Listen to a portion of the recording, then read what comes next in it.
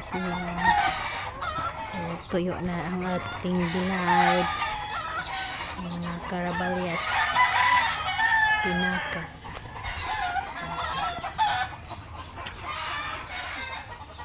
Pwede na siya ibenta sa mga buyer doon sa market, sa mga suki.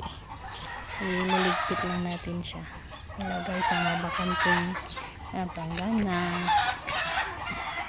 Ayan, tuyo na siya, matabang to kasi pagkakuha ato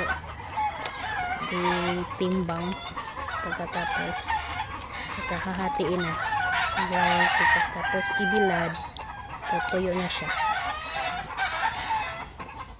matabang to, masarap. Lagay na natin sa lagayan para iligpit na natin.